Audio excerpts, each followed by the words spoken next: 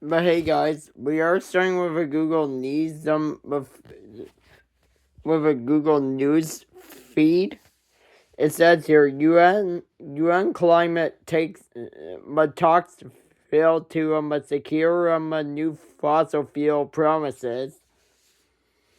Okay, so over here it says here following bitter roads, the UN climate summit COP30 in Belém, but Brazil has ended with a deal that contains no direct reference to the fossil fuels that are heating up the planet. It is a frustrating, and for more than 80 countries, including the UK and EU, that wanted the meeting to commit the world to stop using oil, coal, and gas at a faster pace.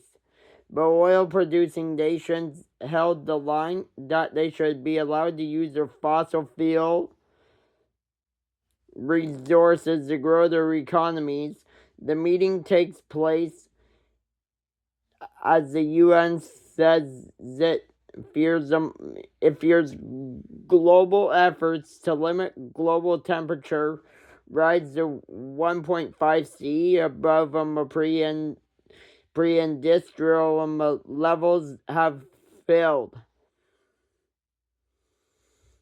A representative for Colombia furiously criticized the COP presidency for not allowing countries to object to the deal in the final meeting on Saturday, knowing as a plenary. Colombia believes that we have sufficient scientific evidence that more than 75% of the global greenhouse gas emissions come from fossil fuels.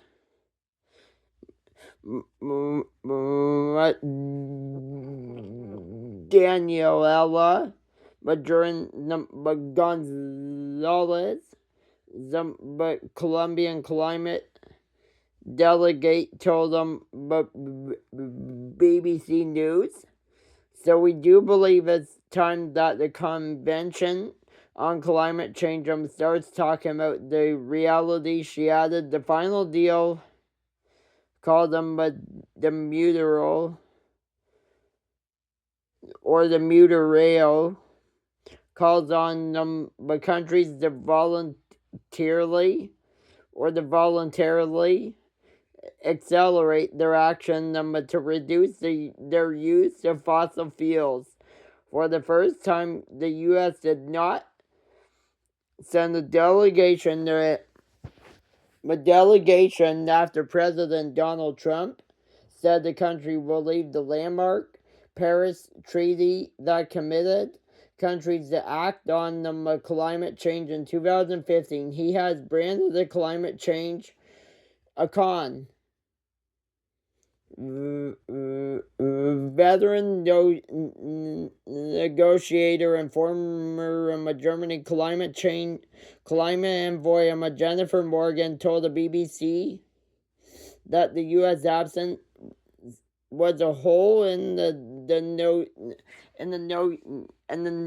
negotiations. Often, the U.S. has supported blocs like the EU and UK in a 12-hour negotiation overnight when you have oil producing countries pushing back, did not have someone counteracting on that. It was certainly hard, but for many countries, the fact that the talks did not collapse or roll back on past climate agreements is a relief. Antigua and Barbuda climate ambassador Reletta Thomas commented, "We are happy that there is a process that continues to function where every count can be heard." In the final meeting, a representative of Saudi Arabia said each state must be allowed to build its own path based on its respective circumstances and the economies. Like many other leading oil-producing nations, the country has argued it should be allowed to exploit its fossil fuel reserves as others have done in the past. The 2 weeks of talks were at times chaotic. Toilets ran out of water. Torrential thunderstorms flooded the venue, and delegates struggled to cope in hot, humid rooms. The cops around 50,000 registered delegates were evacuated twice. A group of about 150 protesters into the venue, breaching security lines and carrying placards reading, "Our forests are not for sale." On Thursday, a large fire broke out, scorching a hole into the roof and forcing participants to rush outside. Brazilian President Luiz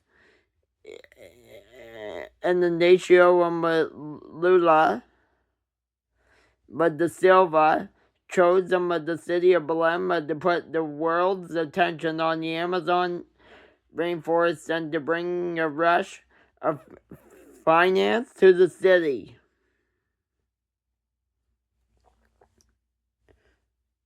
Okay, and it says here, despite its desire for a more ambitious fossil fuel agreement, Brazil was criticized for its own plans to drill for oil at the mouth of the Amazon. Its offshore oil and gas protection is on the course to increase until the early 2030s, according to analysts with the BBC campaign group, but Global Witness. Countries at the talks have been competing interests depending on their national circumstances and how exposed they are to the effects of climate change. Some countries were happy about the outcomes. India praised the deal, calling it meaningful. A group representing the interests of 39 small islands and low-lying coastal states on Saturday called it imperfect, but still a step towards progress. Poorer nations have come away with a promise for more climate finance to help them adapt to the impacts of climate change. It has moved the needle. There is a clear recognition that those with historic responsibility, countries that emitted more planet warming gases in the past, but have specific duties on the climate finance. Says Sierra Climate Change Gyro delay. But it's a sour end for more than 80 countries who negotiated through the night to keep the strong fossil fuel language in the deal. UK Secretary of State for Energy and Climate Change Jed Miliband insisted the meeting is a step forward. I would have preferred a more ambitious agreement. We're not going to hide the fact that we would have preferred to have more ambition on everything. EU